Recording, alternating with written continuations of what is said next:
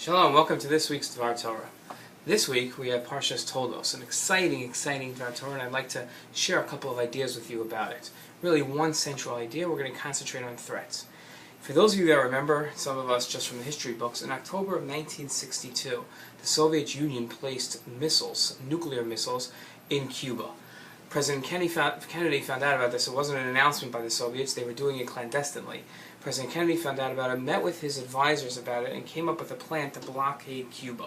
He blockaded Cuba and announced to the world, really addressed to the American people, but announced to the world that and really a demand to the Soviets to remove their missiles from Cuba, right off the coast of where we live here in Florida, and to make sure that they destroy all the missile bases that they had in Cuba. President Kennedy, his demand was really a veiled threat to the Soviets that too could play at this game. And by shutting off Cuba and not allowing the Soviets to resupply Cuba, he was sending a very strong message. In this dvar Torah, what I'd like to look at is the purpose and the righteousness of threats. The perfected person is charged with ignoring those that insult him and those that cause him offense. They're supposed to be above the fray. Threats are designed to ward off offensive actions of others. It would seem that threatening, even in self-defense, would be contrary to the perfected person's nature. I would like to posit, though, that threats can be used in a refined manner to diffuse an even worse situation. And to prove my point, I'll offer an original interpretation of how Yaakov dealt with Lavan. I hope to convince you, the viewer, that threats can be the method of the refined individual, and not the tool of thugs. I know it's strange, but watch how I do it. The refined individual is always looking for peace with his neighbors. He's willing to overlook slights and insults in the pursuit of peace. He's deeply conflicted and faces his greatest challenge when others want to do him harm. He would like to diffuse the situation in a peaceful manner, but intuitively he knows that a strong, sometimes even violent response might be his only option. And it might work best. It is here that threats work best. Threats themselves cause no harm.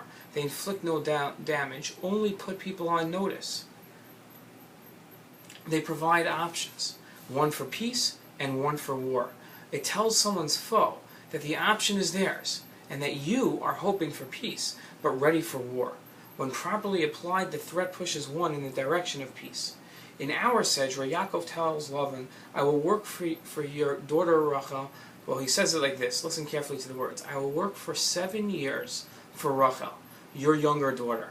Rashi notes that your younger daughter is extraneous. Rashi explains that Yaakov was looking for the trick. He knew how Lavan operated, and he knew Lavan would say, oh, well, this girl's also named Rachel. I changed her name a week ago.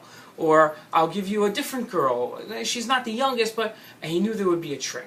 So he gets very particular. He says, Rachel, your youngest or younger daughter. I would like to suggest a different approach, though. Not contrary to Rashi, but taking it from a different angle. And I would suggest that Yaakov wasn't trying to avoid being tricked by Lavan. We all know how a contract operates. A contract doesn't really define anyone's actions. It's only afterwards, if we need to adjudicate a situation, the contract will come into play. But in reality, a contract doesn't do anything. What Yaakov was telling Lavan, that I'll work for Rachel, your younger daughter, he was sending a message, and it was a veiled threat to Lavan. In the same way President Kennedy sent that veiled threat to the Russians, and really, we should say that Yaakov had done it first. But Yaakov sends a message to Lavan, I know how you operate, and I can operate the same way. I can play the same tricks as you. I understand what you're going to do to me, and understand that if you do, you'll be the one to suffer in the end. It's your choice, Lavan. Yaakov's threat wasn't a way of acting in an imperfected manner.